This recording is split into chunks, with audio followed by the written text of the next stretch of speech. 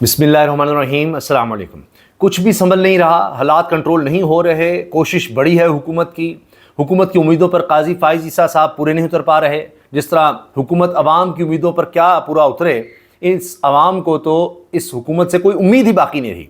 जो इस वक्त हालात पैदा कर दिए गए हैं, जितना अदम इस्तेहकाम है, अब मार्शल लॉ की बातें हो रही हैं, एमरजेंसी लगाने की बातें हो रही हैं, ये बात भी हो रही है कि काजी फाइज ईसा साहब बुरी तरह नाकाम हो चुके हैं, वो अकेले रह गए हैं।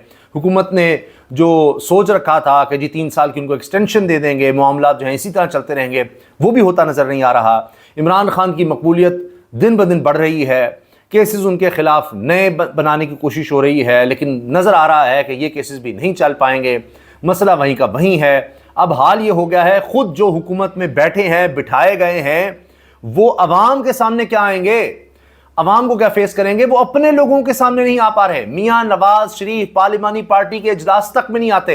पहले उन्होंने कहा जी मैं बजट इजलास में नहीं आता, उसके वाले से जितने इजलास हो इसमें नहीं आए, अब अपने ही लोगों के पार्लिमानी पार्टी के इजलास में भी नहीं आते। इतना बुरा हाल हो चुका है।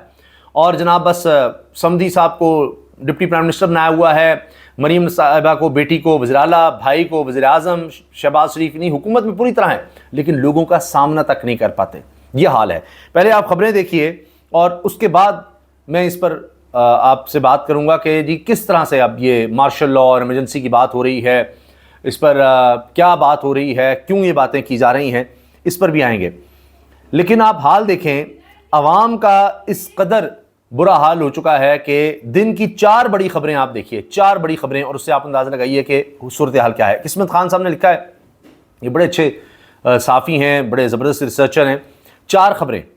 पहली खबर, ट्रैक्टरों की कीमत में 2 से 5 लाख रुपए तक इजाफा। यह ज़ाहिर है कि किसान के लिए अब बुरी खबर है, वो बेचारा क्या करेगा।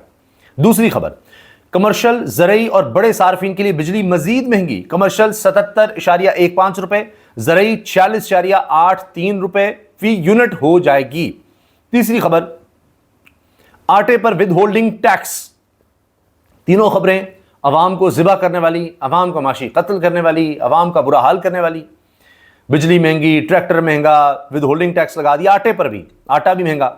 चौथी खबर सुनिए जनाब, वज़ीर आज़म की लगातार दूसरे रोज़ अवामी टैक्स के पैसों से ज़ाती मशहूरी। ये जो टैक्स लगाया जा रहा है, ये चीज़ें महंगी की जा रही हैं, इससे जो रकम आ रही है उस पर शहबाज शरीफ साहब क्या कर रहे हैं, मरीम साहब क्या कर रही हैं, वो अपनी मशहूरी करते चले जा रहे हैं। इस पैसे का भरपूर इस्तेमाल कर रहे हैं, खूब इस्तेमाल कर रहे हैं।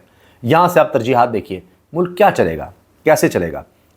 मुशाहिद हुसैन सैयद कहते हैं हुकूमत को एक्टिंग की बजाय एक्ट करने की ज़रूरत है, काम करने की ज़रूरत है। ये अदाकारी कर रहे हैं, इश्तिहारबाजी कर रहे हैं, काम नहीं कर रहे। इतने बुरे हालात हो गए हैं इस हुकूमत के कि मियाँ जावेद लतीफ़ क्या कह रहे हैं, नून लीग के सीनियर रहनुमा, मैं ये एतराफ़ करता हूँ ये हुकूमत हमें दी गई है और हमने अपनी गर्दन पेश कर दी है। नवाज शरीफ खामोश हैं, सारी सियासत कैदी नंबर 804 के इर्द गिर्द घूम रही है, दुनिया तो हमें चोर डाकू कह रही है जैसे पहले कहती थी। ये हाल हो गया है। अब इतराफ़ भी कर रहे हैं, हम बर्बाद हो गए, हम अरे पल्ले कुछ नहीं रहा, हमारे पास कुछ नहीं है। अब ये जो नवाज शरीफ साहब ने अपनी जमात की पार्लिमानी इजलास में शिरकत नहीं की और वो बस मरी में जो उनका फेवरेट मकाम है वहाँ जाकर बस रह रहे हैं, किसी को बुला लिया, बस VIP ट्रीटमेंट एंजॉय कर रहे हैं, अच्छा हमारी हुकूमत है, लेकिन लोगों को मैं सामने नहीं आ सकता। इस पर समीना बादशाह साहिबा लिखती हैं, जब इजलासों में शरीक भी नहीं होना था, झूठा हलफ उठाने की क्या ज़रूरत थी।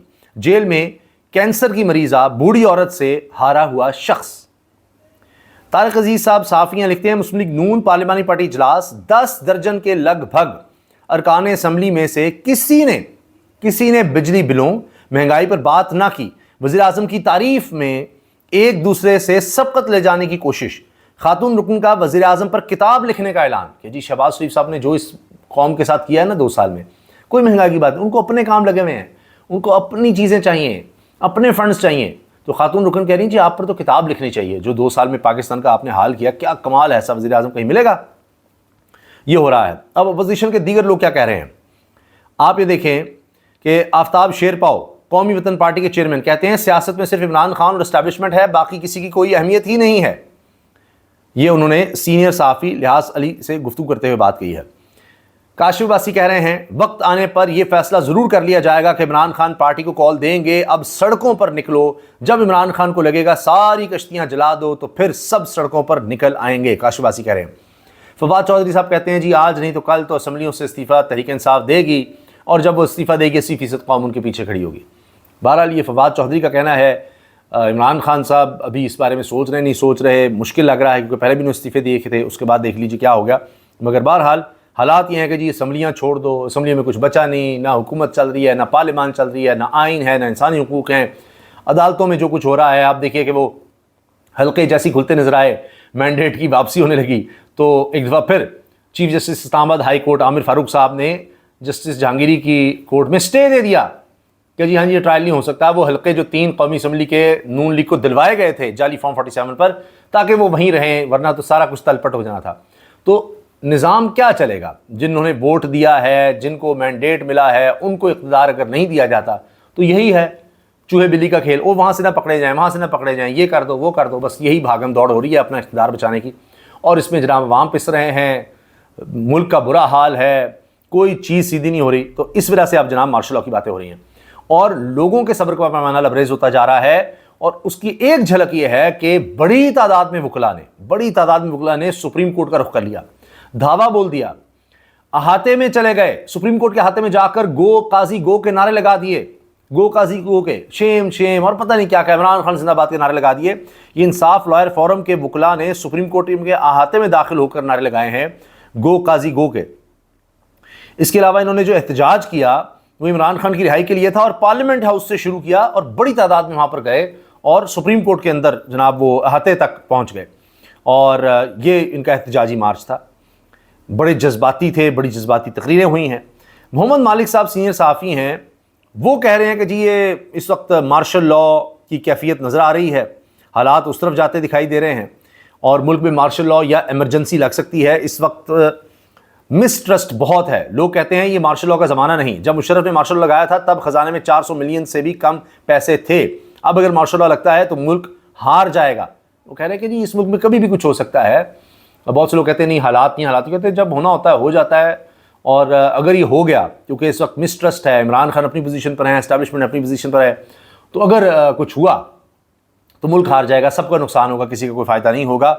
اور کہتے ہیں قاضی فائز سے ججز نے ہاتھ کر دیا ہے۔ حکومت نے قاضی فائز کو ایکسٹینشن دینے کے لیے 3 سال کی قانون سازی تیار کر رکھی تھی اور بتا بھی دیا تھا، لیکن اب مخصوص نشستوں والا فیصلہ حکومت کے خلاف آتا دکھائی دے رہا ہے۔ قاضی فائز صاحب اکیلے رہ گئے ہیں۔ شعیب شاہین تحریک انصاف کے رہنما اور وکیل کہتے ہیں عمران خان کو ہفتے میں 3 بار اپنے وکلاء سے ملاقات کے لیے عدالت لایا جائے۔ اسلام آباد ہائی کورٹ کا یہ حکم سامنے آیا ہے۔ ویسے عدالتوں کے حکم پر پہلے کون سا کوئی عمل ہو رہا ہے؟ قاضی فائز پر عمران خان کی جانب سے عدم اعتماد کافی نہیں، پی ٹی آئی کو ان کے خلاف ریفرنس دائر کرنا چاہیے۔ اب ویسے وہ ریٹائر ہونے والے ہیں، اب دیکھتے ہیں کہ کیا ہوتا ہے، لیکن آپ ان خبروں سے اندازہ لگائیے کس قدر عدم استحکام ہے۔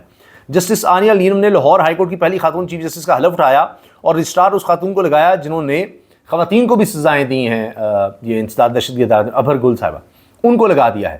تو اس سے بھی دیکھیے ایک ٹکراؤ اور کیا معاملات نظر آ رہے ہیں، اور وہ آگے ہمیں چلتے نظر آ رہے ہیں کہ یہی کچھ جو ابھی صورتحال ہے یہ کہیں آگے اسی طرح کنٹینیو کرے گی۔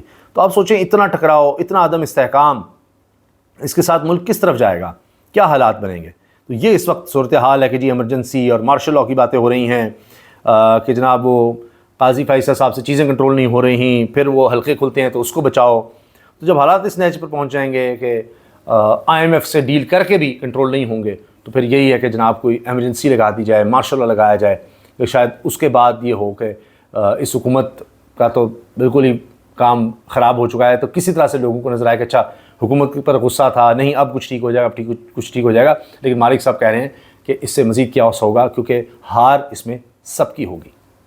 اللہ حافظ۔